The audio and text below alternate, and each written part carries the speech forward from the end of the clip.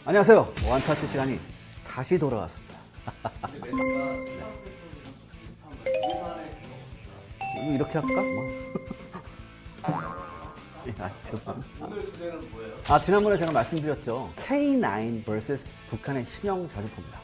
근데 북한의 신형 자주포는 아직 네임이 제대로 안 붙어가지고 비교적 최신, 비교적이 아니죠. 북한제는 작년에 나온 거고 K9도 실전 배치된 지 비교적 최근이고 하니까 요거 한번 비교해보는 시간 제가 한번 가져봤습니다. 그리고 나름 의미 있는 시간이 될 것 같아서 저도 여러 가지 준비하고 여러 가지 고민을 많이 한번 해봤습니다.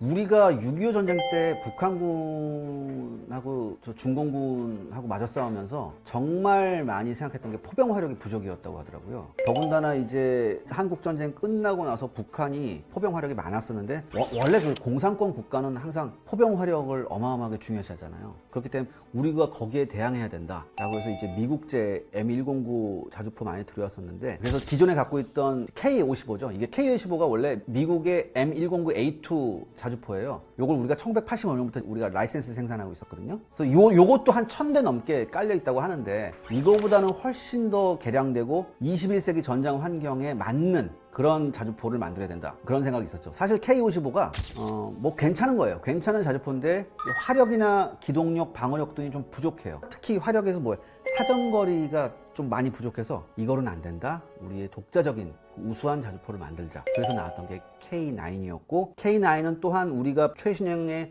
우수한 자주포를 만든과 동시에 수출 시장에서도 우리가 돌파구를 마련하겠다는 아주 야심찬 그런 모든 게 집대성된 그런 무기체계입니다. 거기에 좀 중점을 뒀었고요. 그래서 우리가 이제 ADD라고 하죠. 이제 국방과학연구소. 거기에서 사업 관리하고 전체적인 개념 연구를 시행했었고, 1996년 6월에 이제 시제 차량이 나오죠. 이제 무엇보다 여러 가지 특징이 있어요. 여러 가지 특징인데 그런 건 여러분들이 인터넷에서 찾아보시면 되고, 가장 중요한 게 일단 사정거리를 충분히 확보하기 위해서 40km 날아갈 수 있는 그러한 신형 개량탄까지 개발했고, 전체적으로 발사 속도가 그러니까 초탄 발사 속도도 정말 우수하고, 반응성, 생존성. 여러분 저기 유튜브 보시면 K9 이렇게 드래프트 하는 장면이 있어요.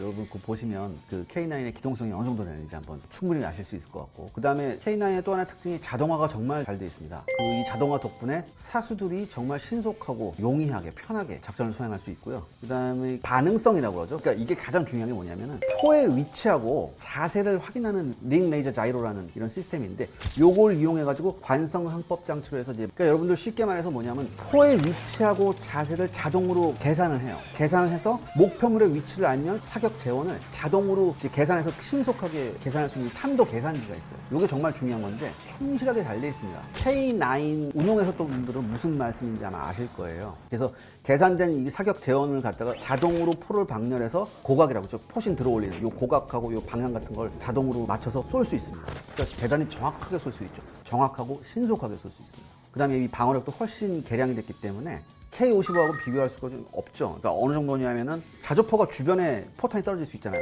이거 충분히 막을 수 있고, 그다음에 화생방도 되고, 그다음에 포신 온도가 올라가게 되면 자칫 위험해질 수 있거든요. 여기에 대한 경보 장치도 있고, 그다음에 만약에 엔진실이나 차체 내부에 화재가 났을 땐 자동으로 소화할 수 있는 기능도 있고, 아주 정말 우수한 그런 시스템이 탑재되어 있습니다.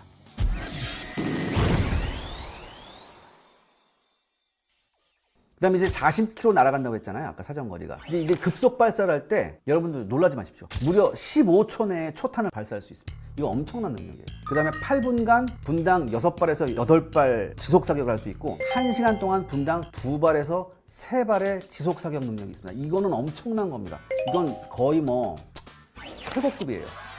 8분간 1분에 6발에서 8발을 쏠 수 있습니다. 그러니까 8분간 총 몇 발? 88, 64, 64발을 쏠 수 있다는 얘기죠. 그 다음에 우리가 지금 1시간 동안 적 진지에다가 지속 사격을 한다. 1시간 동안 지속 사격을 하잖아요. 우리가 계속 쏴제 끼잖아요. 그럼 포신이 어떻게 되겠어요? 포신하고 포구 이런 데에 열이 높아지면서 자칫 위험할 수 있죠. 근데 K9은 거기에 대한 제어 시스템이 있기 때문에 1시간 동안 1분에 2발에서 3발을 지속적으로 쏠 수 있습니다.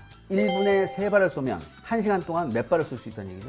180발 쏠 수 있다는 얘기죠. 엄청난 능력입니다. 그러니까 초탄 발사 시간은 기동간에는 60초 이내에 표적 타격이 가능하고 이거는 K-55에 비해서 3배나 빠른 겁니다.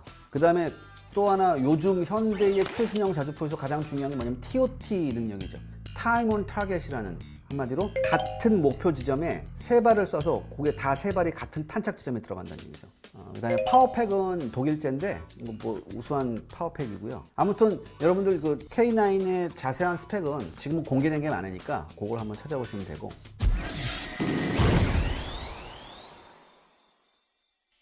그렇다면 이게 경쟁국의 자주포에 비해서 얼마나 우수하냐? 지금 경쟁국에서 K9한테 비벼볼 만한 애가 미제 M109A6 팔라딘이라는 애가 하나 있고, 그 다음에 영국제 AS90라는 애가 있고, 그 다음에 이제 문제는 독일제인데 PZH2000이라는 애가 있어요.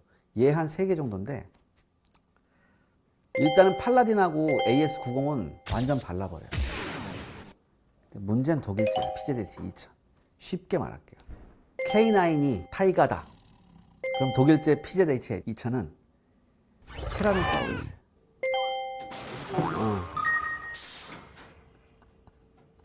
티라노사우루스. 근데 내가 말했지, 다 성능이 좋다고 이기는 건 아니야. 진정한 승자가 아니란 얘기지. 왜? 독일제의 가장 큰 양점이 뭐라고 그랬죠? 이게 가격이 이게 응? 자, PZH 한 대 가격, 그냥 차체 한 대 가격이 K9 한 대에다가 K9 탄약 보급차라고 있어요. K10이라고. 요거 2개 더한 거 곱하기 2 하면은 PZH 한 대 값이에요. 그럼 몰라. 그거는 공개하기 싫어. 근데 이렇게 되면 사는 입장에선 어떻게 했어요? 여러분, 전쟁에서는 제가 지난번에 말씀드렸지만 전쟁에서는 천재 한 명보다는 뭐예요? 준재 10명이 나요. T-34가 왜 결국엔 타이거한테 이겼어? 쓸만한 전차 10대가 낫다는 얘기지. 최고의 전차 한 대보다는. 이게 전쟁이에요. 이런 거.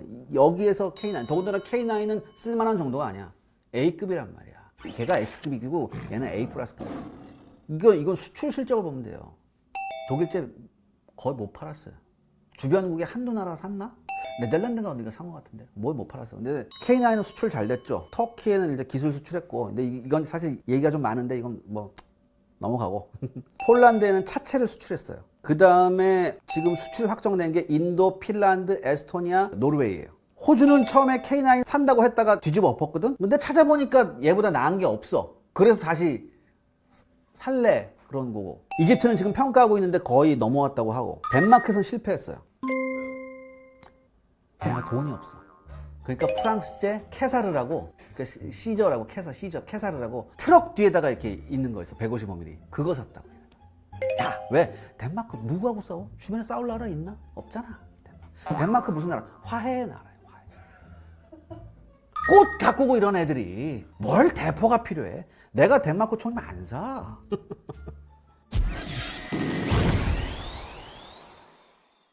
말 들어보 이렇게 완벽한데 네.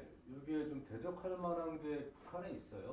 그동안 북한이 썼던 게 곡산 170mm 자주포라고 있었는데 이건 오픈탑 형태에다가 정말 노후한 거예요. 그런데 2018년 열병식에서 놀라운 자주포가 하나 나왔죠. 북한제 신형 자주포가 나왔어요. 그래서 이게 등장 연도가 작년이기 때문에 일부에서는 뭐 M2018로 부르는데 저는 그렇게 부르기 싫어요. 걔네가 분명히 무슨 부르는 네임이 나중에 공개가 될 거야. 그걸 붙이고 싶지. M2018 서방제 장비 같잖아. 전 그렇게 부르기 좀 그렇더라고요. 이름 한번 지어주면. 사모님이 있어서 안 됩니다. 이렇게 할까요?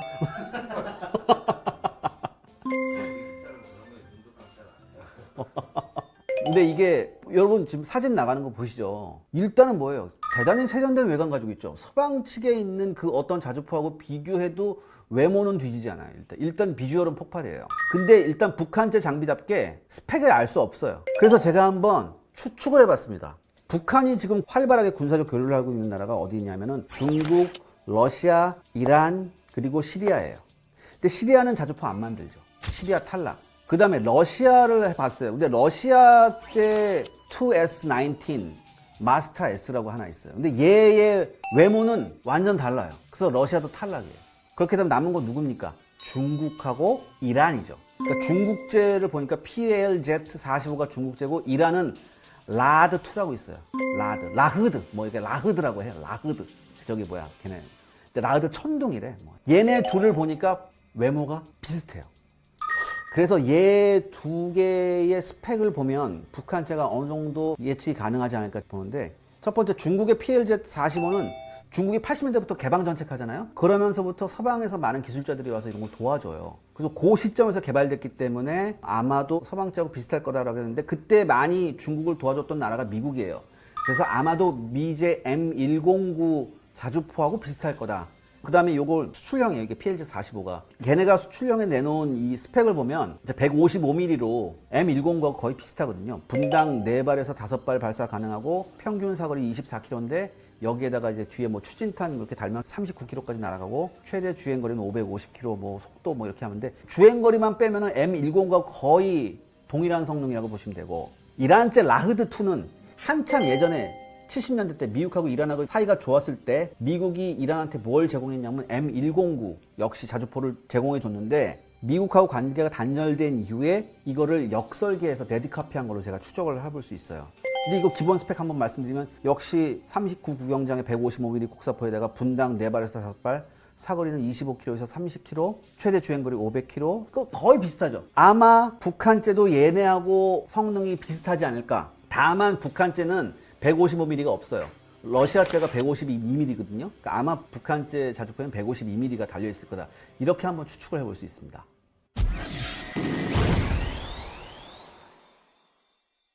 얘는 뭐 실전에서 뭐 경험이 있어요? 이게 오늘의 하이라이트입니다. 바로 실전 경험이죠.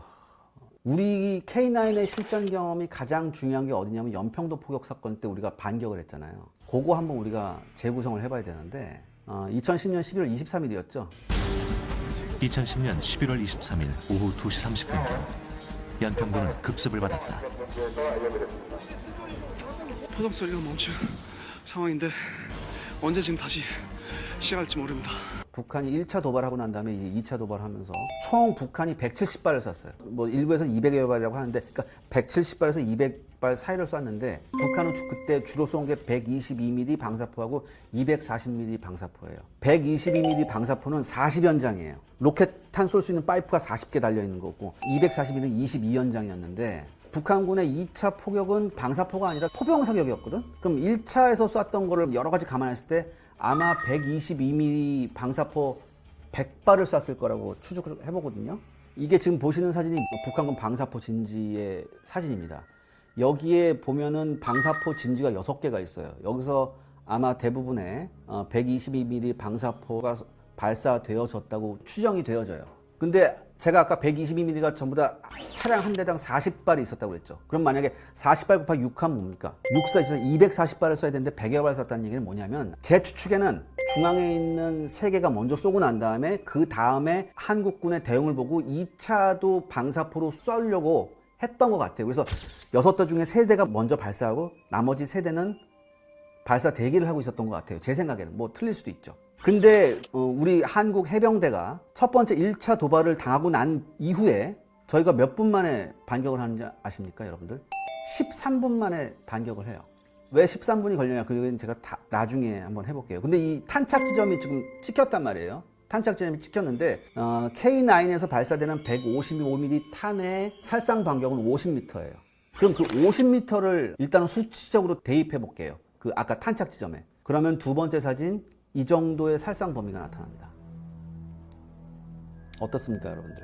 처음에 언론에서 뭐라고 그랬냐면, 야, 이거 쟤네 방사포 하나도 못 맞추고 전부 다 뒤쪽에 논밭에 떨어졌다. 이거 문제 있는 거 아니냐라고 그랬거든요. 근데 여러분, 이런 말씀 하시는 분들은 제가 좀 죄송한 말씀인데, 게임하고 현실하고 구분 못 하시는 분들이에요. 이거 게임 아니잖아요. 더군다나 여러분 생각해 보세요. 여러분들, 자주포라는 게 뭐예요? 탱크 같은 직사포면 어느 정도 맞죠? 비슷하게 가죠. 근데 지금 K9이 뭡니까? 곡사포죠. 곡사포라는 거 한마디 뭐예요? 간접으로 타격 줄 수 있는 거거든요. 그쵸? 근데 이 정도 쏘면 정말 잘 쏜 거예요. 제가 봤을 땐. 기가 막히게 쏜 거예요. 근데 하나도 못 맞히고 지금 뒤에다 다 쐈다. 여러분 잘 보세요. 지금 보시면 6개의 방사포 진지가 있는데, 방사포 쏘면서 그 방사포 발사 흔적이 있어요. 중앙에 3대는 지금 발사 흔적이 있죠. 그쵸? 근데 왼쪽 2대하고 오른쪽 1대는 발사 흔적이 없어요. 이거 왜 그랬을까? 한번 추측을 해볼 수 있거든요. 저는 이렇게 생각해요. 제가 아까 말씀드렸듯이 첫 번째 중앙에 있는 세대가 쐈을 거예요. 그 다음에 한국군이 어떻게 대응하느냐에 따라서 나머지 세대가 쏘려고 했었을 거예요. 제 생각엔. 근데 첫 번째 세 개 쏜 다음에 반응을 기다리고 있는 그 와중에 우리 해병대가 반격한 것 같아요. 그러니까 나머지 방사포들이 뭐예요? 부서졌거나 반격 못하고 도망간 거예요. 제 생각엔. 그 다음에 뭐 당시 일부 언론에서 뭐 대응 시간이 늦었네. 왜 80발밖에 못 쐈냐. 여러분, 북한이 그 연평도 도발을 할 때 치밀하게 도발했어요. 막 우리 해병대가 훈련 사격을 끝나자마자 바로 공격을 했다고. 훈련이 끝나자마자라는 건 뭐냐면 우리 K9 자주포에 뭐예요? 탄이 없었다는 얘기 안 해. 다 써서 없었다는 얘기야. 훈련 끝나고 난 다음에. 그러니까 어때요? 일단 물러가서 북한군의 포격을 피한 다음에 바로 나와서 쐈다는 얘기죠. 포탄이 없으니까 어떻게 해야 돼요? 병사들이 그걸 손으로 직접 날라서 했다는 얘기예요. 이거를. 근데도 80발이나 쐈다는 얘기예요. 그 다음에 13분에 대한 얘기가 있어요. 대응 시간 13분인데 여기에 대해서 당시 언론이 왜 5분 만에 할 수 있다면서 왜 13분이나 걸렸냐 막 있다고 얘기를 했다고. 근데 이 13분에 대한 얘기를 당시 한미연합사 정보작전부장 존 A 맥도날드 소장이라는 사람이 있어요. 이 사람이 뭐라고 얘기했냐면 토시 하나 안 틀리고 제가 말씀드릴게요. 갑자기 포탄이 날라와서 바로 옆에 동료가 사망했는데 불과 13분 후에 현장 나가서 대응 사격을 할 수 있는 게 쉬울 거라고 생각하느냐. 바깥에서는 모르는 사람들은 실컷 떠들 수 있다.